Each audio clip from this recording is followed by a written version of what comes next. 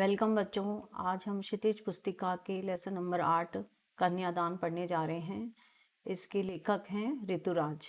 कवि ने यहाँ पर आज की जो यथार्थ जीवन है, आज के समाज में जो नारी की स्थिति है उसके बारे में व्यंग करते हुए हमें आज के समाज की नारी के बारे में बताने का प्रयास किया है कि आज के जो समाज में नारी का क्या स्थान है और एक माँ के मन में अपनी पुत्री के प्रति क्या भावना है। जब माँ अपनी बेटी की शादी करती है तो माँ के मन में किस प्रकार की हलचल होती है, उसके बारे में कवि ने हमें बहुत ही सूक्ष्म रूप से समझाने का प्रयास किया। साथ ही साथ उन्होंने समाज में एक स्त्री के साथ किस तरह का व्यवहार होता है उसके बारे में उन्होंने यहाँ व्यंग चित्रण किया है, यथार्थ रूप में नारी का चित्रण करने का प्रयास किया है। आज हम वही पढ़ने जा रहे हैं। यहाँ पर कविता है, पढ़ते हम। कितना प्रामाणिक था उसका दुख लड़की को दान में देते वक्त, जैसे वही उसकी अंतिम पूंजी हो। लड़की अभी सयानी नहीं थी, अभी इतनी भोली सरल थी कि उसे सुख का आभास तो होता था, लेकिन दुख बाँचना नहीं आता था। पाठिका थी वह धुंधले प्रकाश की, कुछ तुकों और कुछ लयबद्ध पंक्तियों की। आइए हम पढ़ते हैं कवि यहाँ क्या कहना चाह रहा है बच्चों। कवि कहते हैं कि कन्यादान करते समय माँ के दिल पर क्या गुजरती है, यह तो सामान्य रूप से हम सभी समझ सकते हैं। लाड प्यार से जो माँ अपने बच्चे को पालती है वे उसके मन के इतने करीब होती है, उसके दिल के इतने करीब होती है कि वो उसको हमेशा अपने आंचल में छुपा के रखने चाहती है। किंतु माँ होने के नाते वो ऐसा कर भी नहीं सकती। समाज की परंपराओं को निभाते हुए माँ बेटी का विवाह कराती है। कन्यादान शब्द में ही कन्या होने का और वह भी कम उम्र में भोली वाली बेटी होने का पता चलता है। भारतीय समाज में कन्यादान पुण्य का कर्म माना जाता है। यहाँ कवि ने बेटी को माँ की अंतिम पूंजी के रूप में चित्रित किया है। जिस प्रकार कोई व्यक्ति अपनी जमा पूंजी का अंतिम भाग बहुत ही सोच समझकर खर्च करता है, उसी प्रकार आखिरी अब उस आखिरी पूंजी को दान करने में उस व्यक्ति को बहुत ही मनोकष्ट होता है। उसी प्रकार माँ को भी अपना कर्तव्य निभाने में, यानी अपनी बेटी को विदा कराने में बहुत ही दुख होता है। उसे सदा यह आशंका बनी रहती कि ससुराल जाकर कहीं मेरी बेटी को कोई दुख कष्ट तो नहीं होगा। विवाह के बाद के सुखी जीवन की वह कल्पना कर सकती है, किंतु जिसने कभी दुख देखा ही नहीं, कष्ट सहा ही नहीं, भला वह दुख और कष्ट का सामना किस प्रकार करेगी। सुख सौभाग्य के हल्के आभास को कवि ने यहाँ धुंधला प्रकाश कहा है, जिसे वह अबोध सरल बेटी पढ़ सकती है, किंतु अनचाहे दुखों को पढ़ नहीं सकती, समझ नहीं सकती। अर्थात एक माँ के मन में जो अपनी बच्ची के प्रति भाव है वही यहाँ पर व्यक्त किया गया है कि जिस बच्ची को माँ पाल पोस कर बड़ा करती है, उसे जब वह विदाई का समय आता है तो उस माँ को ये लगता है कि मेरी बेटी ससुराल में जाकर खुश तो रहेगी कि नहीं रहेगी। उसको बचपन से ही उन्होंने बहुत ही प्यार से पाला, दुख क्या होता है इस भाव का उसको पता ही नहीं। तो माँ यही चाहती है कि मेरी बेटी ससुराल में खुश तो रहेगी ना। उसे तो आज तक सुख का ही एहसास है, दुख क्या चीज़ होती है इसका उसे कुछ पता ही नहीं। उसी के बारे में यहाँ कहा है कि सुख सौभाग्य के हल्के आभास ने को कवि ने यहाँ पर धुंधला प्रकाश कहा है कि बेटी जो सुख है उसकी परिभाषा जानती है। सुख क्या चीज होता है उसको वह पढ़ सकती है, उसको अनुभव कर सकती है, लेकिन जिसने कभी दुख क्या चीज होती है, जो जीवन में कब कहाँ से आ जाए, उन अनचाहे दुखों को वह पढ़ नहीं सकती, समझ नहीं सकती। क्यों? क्योंकि अभी तक उसका दुख से कोई सामना हुआ ही नहीं। इसलिए बच्ची की माँ को यही फिक्र लगी रहती है कि मेरी बेटी को अभी तक सुख सौभाग्य का एहसास है, अनचाहे दुखों को वह नहीं समझती। जो जीवन में आ जाए तो वह उनका सामना किस प्रकार करेगी, यही सब भाव माँ के मन में चलते हैं, जिनको लेकर कवि ने यहाँ पर हमारे सामने चित्रण किया है। आगे पढ़ते हैं हम। इस कविता में माँ के हृदय की कोमल भावनाओं का बहुत ही सुंदर वर्णन किया है और ये कविता मुक्त छंद में लिखित है। सरल खड़ी बोली में इसकी रचना की गई है। इसमें तत्सम शब्द भी आए हैं बच्चों, और इसमें एक प्रकार से प्रतीकात्मक भाषा का प्रयोग हुआ है। नेक्स्ट हम पढ़ते हैं बच्चों। माँ ने कहा पानी में झांक कर अपने चेहरे पर मत रीझना, आग रोटियां सेकने के लिए, जलने के लिए नहीं। वस्त्र और आभूषण शाब्दिक भ्रमों की तरह बंधन है स्त्री जीवन के। माँ ने कहा लड़की होना पर लड़की जैसा दिखाई मत देना। इस कविता में जो ये लाइनें हैं इसका बहुत ही सूक्ष्म वर्णन है। अगर हम इसको गहराई से देखें, इसमें माँ कहती है कि माँ अपनी भोली सरल बेटी से कहती है कि पानी में देखकर अपने रूप सौंदर्य पर कभी मत रीझना। पानी में देखने का तात्पर्य यहाँ अपने प्रतिबिंब से है, चाहे वह जल में हो या दर्पण में। नव यौवन का रूप सौंदर्य युवतियों को बरबस अपने को अति सुंदरी मानने पर विवश कर देता है।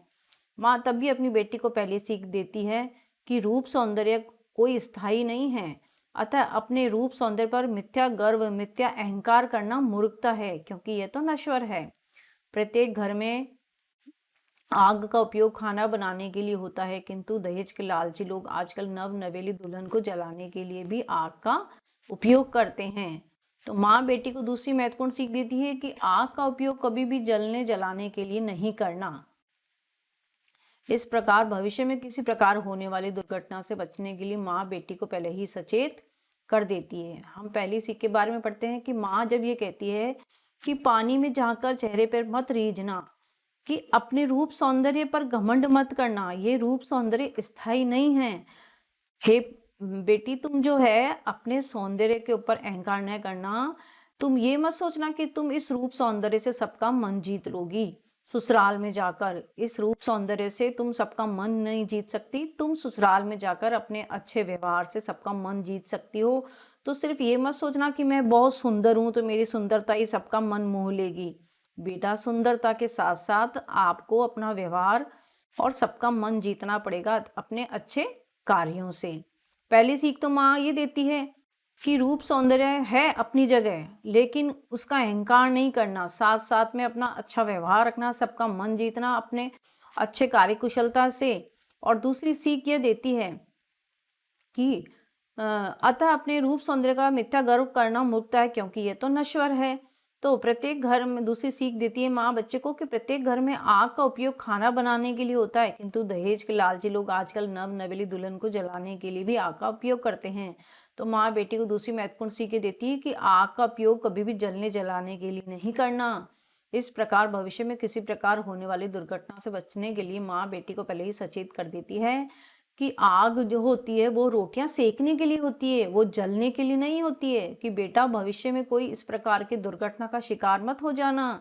यहाँ पर कवि ने आज की जो समाज में जगह जगह पर हमें यही देखने को मिलता है कि फलानी जगह यहाँ पर बहू को जला दिया है, इस जगह पर बहू के साथ में ये दुर्घटना हुई है। तो यहाँ पर उसी दुर्घटना के बारे में ही कवि ने हमें बताने का प्रयास किया है कि जो बेटा आग होती है वो सिर्फ रोटियां सेकने के लिए होती है, वो किसी को जलाकर मारने के लिए नहीं होती है। तो तुम सचेत रहना, सावधान रहना, कहीं तुम किसी दुर्घटना का शिकार मत हो जाना। जो भी है, अगर तुम्हारे साथ कोई बुरा व्यवहार होता है तो तुम उसका मुकाबला करना, ये नहीं कि तुम जलकर मर जाओ। यहाँ बेटी को माँ सचेत रहने के लिए कहती है कि आग जो है वो रोटी सेकने के लिए होती है, जलाने के लिए नहीं होती है। इस प्रकार भविष्य में किसी भी प्रकार की होने वाली दुर्घटना से बचने के लिए माँ बेटी को पहले ही सावधान करती है। उसके पश्चात माँ तीसरी सीख देती है कि लड़कियां सदा से ही कपड़े गहने को अधिक महत्व देती हैं, किंतु नारी जीवन के ये बंधन है। कवि कहते हैं कि नए नए कपड़े गहने दिलाकर पुरुष अपनी पत्नी को बंधन में बांध लेते हैं। तो यहाँ माँ बहुत ही लाड से, बहुत ही प्यार से कह रही है कि बेटा, स्त्री के आभूषण और गहने ये ठीक है, हर स्त्री को पसंद होते हैं कि कपड़े और गहने सब स्त्रियां इनको बहुत अधिक महत्व देती है, किंतु ये ठीक है, एक आभूषण है, औरत का गहना है, लेकिन तुम इनके मोह जाल में मत फंसना। ये एक प्रकार से नारी जीवन के लिए बंधन है कि तुम इनको धारण करना, पर इनके बंधन में मत बंधना। इनको अपने जीवन का वास्तविक स्वरूप मत समझना कि तुम गहने और आभूषण पहनकर ही खुश रहो। कवि कहते हैं कि नए नए कपड़े और दिलाकर जो हर पुरुष है वो अपनी पत्नी को बंधन में बांध लेते हैं। तो माँ बेटी को यह सचेत करती है कि हे बेटी, तुम स्त्री का आभूषण जो है स्त्री जो होती है आभूषण को पसंद करती है, गहनों को पसंद करती है, लेकिन तुम आभूषण और गहनों तक ही सीमित मत रहना। जब भी तुम्हें जरूरत पड़े तो तुम एक अत्याचार और अन्याय के खिलाफ आवाज उठाना। किसी भी प्रकार के अत्याचार को मत सहना कि तुम्हें आभूषण और गहनों से लाद दिया जाए और तुम्हारे ऊपर अत्याचार भी हो और तुम उसको सहन करती रहो। नहीं बेटा, ऐसा नहीं करना। तुम इन सब पुरानी रीति रिवाज है, पुरानी रीतियों को, कुरीतियों को त्याग कर और अन्याय के खिलाफ आवाज उठाना। केवल इस बंधन में बंध के मत रह जाना। चौथी अंतिम सीख ये देती है कि लड़की होना बुराई नहीं है, किंतु लड़की जैसी कमजोर असहाय दिखाई देना मूर्खता है। अंत में माँ चौथी सीख ये देती है कि समाज में लड़की होना कोई बुराई नहीं है, पर लड़की जैसी दिखाई मत देना। यहाँ क्या कहना चाहता है कवि कि लड़की होना कोई बुराई नहीं है, पर लड़की जैसी दिखाई मत देना। जब भी जरूरत पड़े तो लड़की को अपनी स्वाभाविक कोमलता, लज्जा आदि को परे हटाकर दृढ़ता से अपनी बात कहनी चाहिए। किसी भी लड़की को अन्याय, अत्याचार सहन नहीं करना चाहिए। अन्याय का सदा विरोध करना चाहिए। इसी में लड़कियों की भलाई है। अर्थात कवि यहाँ कहना चाहता है कि बेटा तू लड़की है तो ये तो गर्व की बात है, ये कोई अच्छी बात तो है, ये कोई बुरी बात नहीं है कि तुम लड़की हो, पर लड़की जैसी कमजोर मत बन के रहना।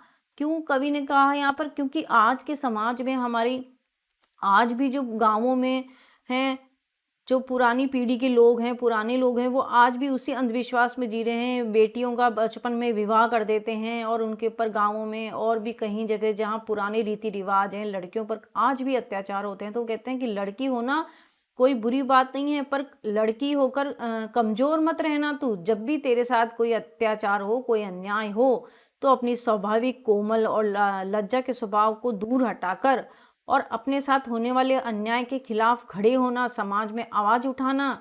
कभी भी अन्याय और अत्याचार को सहन नहीं करना, अन्याय का हमेशा विरोध करना। इसी में लड़कियों की भलाई है। और खुद अपने साथ होने वाले अन्याय के खिलाफ विरोध करके समाज में एक जो है नई मिसाल कायम करना कि लड़कियां कमजोर नहीं हैं। लड़कियां भी आज भी, लड़कियों का समाज में वही वर्चस्व है। आज भी जो लड़कियां हैं वो शक्ति का पर्याय मानी जाती हैं। लड़कियां कमजोर नहीं हैं। लड़कियों के साथ कोई भी अत्याचार, अन्याय हो तो लड़कियां उसका डटकर विरोध कर सकती हैं। एक इस प्रकार की मिसाल कायम करना। तो इस कविता में लड़कियों, कवि ने माँ के जो भाव है अपनी बेटी के प्रति, उसको यही दर्शाते हुए कहा है कि हे बेटा, तू अपने ससुराल में अच्छे से रहना और जीवन में जो भी दुख सुख जो भी आए उन सब का सामना करना, कभी भी कमजोर मत पड़ना और अपने जो ससुराल में लोग हैं उन सब के साथ अच्छा व्यवहार करना, अच्छे कार्यों से उनका मन जीतना। सिर्फ अपनी सुंदरता का घमंड करके मत रहना। सुंदरता से आप मन नहीं जीत सकती हो सबका, आप मन जीत सकती हो सबको अपनी कार्यकुशलता से, अपने अच्छे व्यवहार कुशलता से, सबकी सेवा करना, सब करना। लेकिन साथ में ये नहीं कि तुम आभूषण और गहनों से लाद दिया तुम्हारे घर वालों ने और तुम पे अत्याचार अन्याय भी कर रहे हैं, तुम उनको सहन करियो नहीं। तुम इसके खिलाफ आवाज भी उठाना, तुम सबके साथ अच्छा व्यवहार करना, लेकिन कहीं तुम समाज की कुरीतियों का शिकार मत होना। तुम अपने साथ जो सबका व्यवहार है उसके प्रति सचेत भी रहना, सावधान भी रहना। कभी तुम्हारे साथ अनजाने में कोई अन्याय हो, अत्याचार हो, ससुराल में तुम्हारे साथ गलत व्यवहार हो तो तुम उसको सहन नहीं करना, उसके खिलाफ आवाज उठाना और एक समाज में ही मिसाल करना, मिसाल कायम करना कि आज भी जो लड़कियां हैं वो नारी शक्ति का पर्याय है। वो केवल अत्याचार और अन्याय सहने के लिए नहीं है। इस प्रकार लेखक ने हमें यही समझाने का प्रयास किया है कि जो लड़कियां हैं, जो समाज में आज भी नारी शक्ति है, वो सिर्फ अन्याय सहने के लिए नहीं है। नारी आज भी शक्ति रूपा है। आज भी हमें नारी का सम्मान करना चाहिए। अच्छा बच्चों, मैं नेक्स्ट वीडियो में आपको इसके क्वेश्चन आंसर भी देती हूँ, आप उनको भी जरूर से पढ़ना। वेलकम बच्चों, बाय।